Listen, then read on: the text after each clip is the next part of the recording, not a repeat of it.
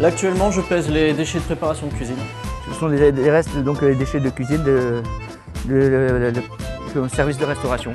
29. Ça fait 70 kg à peu près de déchets. Depuis qu'on a mis en place ce compostage, je vois une différence, on n'utilise plus que 2 bacs au lieu de 4 tous les 2 jours.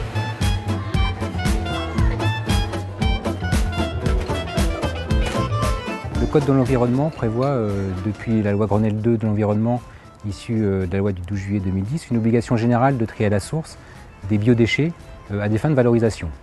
Cette obligation se met en œuvre à compter du 1er janvier 2016 pour les producteurs de plus de 10 tonnes par an. Dans le département du Finistère, une dizaine de collèges est concernée par cette disposition.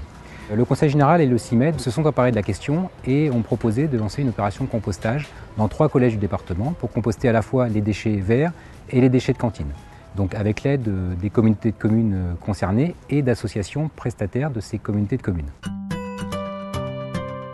C'est un projet qui est mobilisateur, qui est éducatif, qui est pédagogique aussi.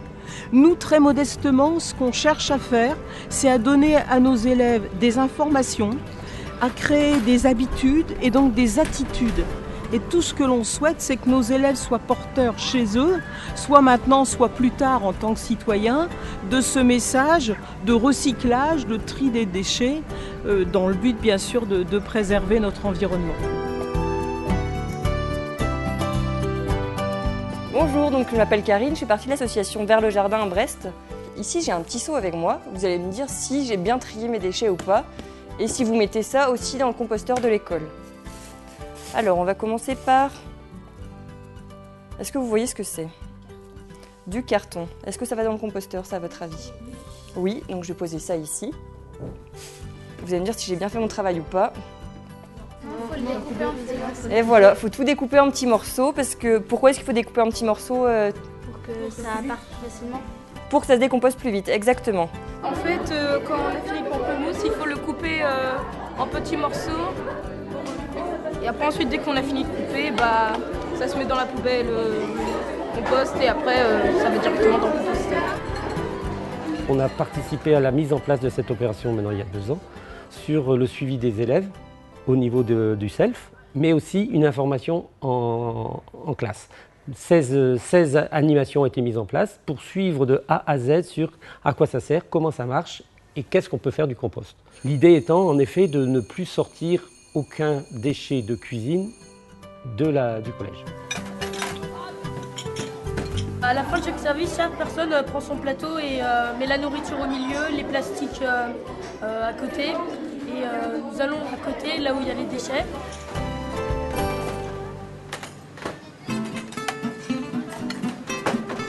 Nos élèves sont tous les ans informés. Cette année, nous avons travaillé avec l'association Au goût du jour pour savoir comment on pouvait réduire le gaspillage alimentaire de diverses façons.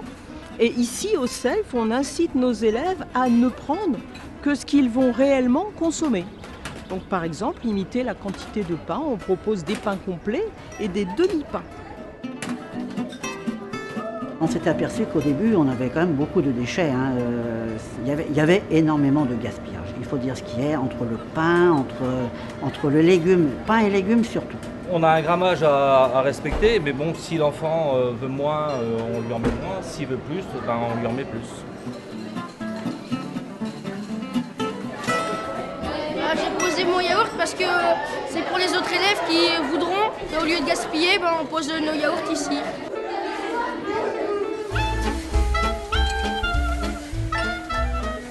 Les agents de cuisine se sont aperçus qu'ils gagnent du temps parce que les élèves arrivent avec les déchets déjà dans une assiette, etc. etc. Et ils font des gestes rapides. En fait, il n'y a aucune perte de temps.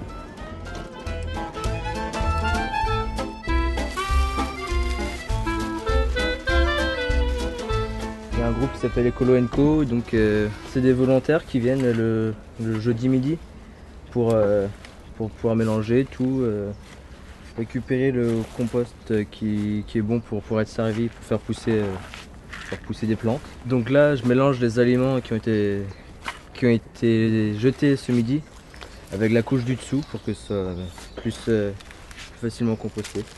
Voilà, donc il y a un élève qui a participé au compostage, Mais in fine, il faut savoir qu'il a participé dans le cadre du projet pédagogique, mais c'est toujours un adulte qui va vraiment finir le compostage et brasser. L'élève, il est juste là pour s'imprégner de ce travail-là, mais le travail est fait tout le temps par un adulte. Au début, il y a beaucoup de réticence parce que généralement, ce qui est vu, c'est le surcroît de travail que peut générer ce genre de choses. Ça a été un petit peu la réaction ici des agents au début. Au niveau des personnels, la question est de savoir qui va s'en occuper au quotidien et combien de temps cela représente. Parce que comme support de projet pédagogique, c'est très intéressant. On ne peut pas demander aux élèves de prendre en charge au quotidien le suivi du composteur. L'idéal, c'est d'avoir un agent technique hors des cuisines, des espaces verts, qui lui aura dans sa fiche de mission, ce qui est le cas actuellement, de composter. Donc il aura un peu de temps, il aura 10 minutes, un quart d'heure par jour pour faire ce boulot. Donc je suis chargé d'effectuer tous les jours le compostage au sein du collège. Ça me prend à peu près un petit quart d'heure par jour et 1 heure et quart pour le retournement du compost le mercredi.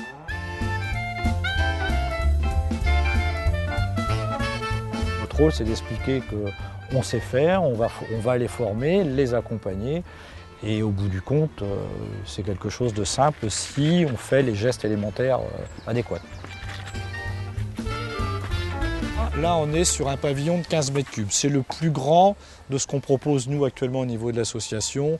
En gros, on peut composter jusqu'à 100 kg de biodéchets par jour. 400 repas, on sait à peu près, sur la base de 150 grammes de déchets par jour, on est à peu près à 7-8 tonnes de déchets par an. La peur, c'était, oui, mais si près des bâtiments, il va y avoir des mouches, il va y avoir des rats et tout ce qu'on peut imaginer dans notre inconscient. On remue, voilà. Et une fois qu'on aura tout brassé, derrière, on remet du broyat. J'ai le nez dessus et franchement, ça sent pas. Il y a une toute petite odeur au moment où on le remue. On voit d'ailleurs qu'il y a de la fumée. Ça veut dire que ça marche bien. Il chauffe et il faut absolument qu'il chauffe. Donc là, il monte à 60-70 degrés. Mais bon, si vraiment c'était dégueulasse, je ne resterais pas au-dessus. Voilà, donc là on est dans la case de maturation, c'est-à-dire que le compost qui était de l'autre côté a été transvasé, retourné. Celui-ci, il a environ 4 mois. On ne voit plus rien. Tous les restes les petits morceaux de viande, les petits morceaux de pamplemousse, etc. En 4 mois, pouf, tout est parti. Voilà, il faut juste savoir qu'à l'origine, tous ces restes de repas, eh bien, ils allaient dans le sac noir et ils allaient être incinérés à Concarneau.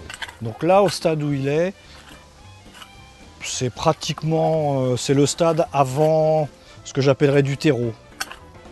Donc, d'ici 2 mois, on va l'utiliser. Alors, ou on le tamise. Si on le tamise, on pourra en faire du rempotage. Ou on le laisse comme ça et là, on le met autour des plantes, on l'enfouit, etc., etc.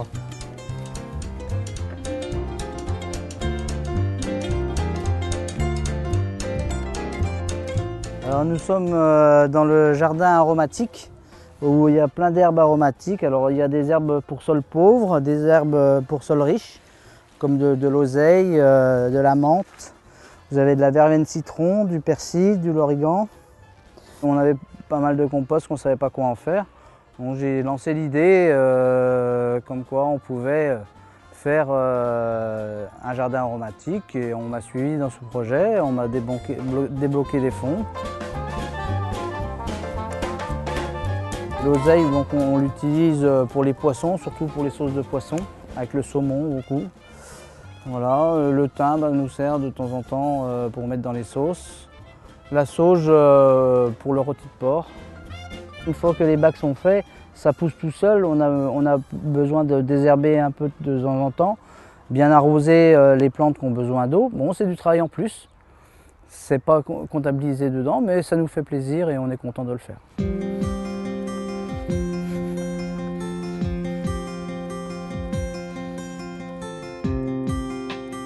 Voilà la serre donc, que les élèves de 5e ont montée l'année dernière avec les professeurs.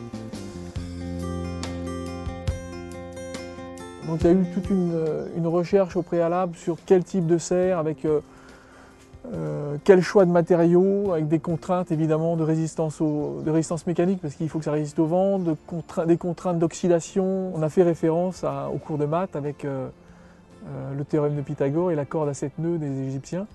C'est intéressant de relier en fait, des enseignements qui sont souvent abstraits en fait, à des situations réelles, pour que les élèves accrochent davantage et voient la finalité en fait, de ce pourquoi ils se cassent la tête à longueur de journée. Je pense qu'au niveau pédagogique, les élèves retirent d'une expérience concrète comme ça énormément de choses. Pensez que la dernière récolte, la récolte de la serre, les fèves, cette récolte-là a été emportée au Glénan, puisqu'il y a une partie des élèves d'Ulysse qui participent au projet serre, qui sont allés passer une semaine au Glénan. Ils ont emporté les fèves et les fèves ont été cuites au Glénan et le cercle est bouclé.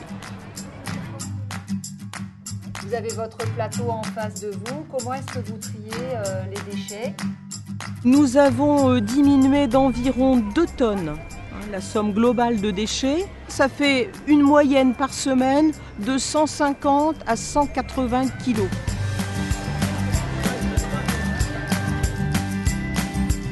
J'ai trouvé que cette phase d'expérimentation était très intéressante, qu'il faut bien la réfléchir, la préparer, y aller progressivement et prendre l'avis de gens qui ont de l'expérience de façon à résoudre les problèmes au fur et à mesure qu'ils peuvent se poser. Mais je pense qu'on ne peut pas échapper à une démarche de sensibilisation, d'élimination des déchets. L'intérêt de ce projet-là, c'est pas de le considérer comme quelque chose de ponctuel sur une année. Nous, au collège, on a voulu travailler sur une cohorte, c'est-à-dire des élèves de 6e qui, pendant 4 ans au collège, vont prendre des habitudes de tri, de compostage, avec des actions prévues à chaque niveau. Est-ce que vous trouvez que c'est compliqué de trier vos déchets chaque jour à la cantine? Avec les enfants, c'est tip-top et ce sont les futurs jardiniers, habitants, éco-citoyens de demain. Donc c'est en effet intéressant qu'ils soient concernés, conscientisés pour qu'ils puissent aussi faire changer leurs habitudes à leurs parents. Alors nous, quand on entend des élèves qui nous disent « Ah ben ça y est, je composte à l'école, mais je composte aussi à la maison dans mon quartier », bingo, pour nous c'est une avancée. Pour nous, pas plus que ça, mais pour la collectivité en général, c'est intéressant.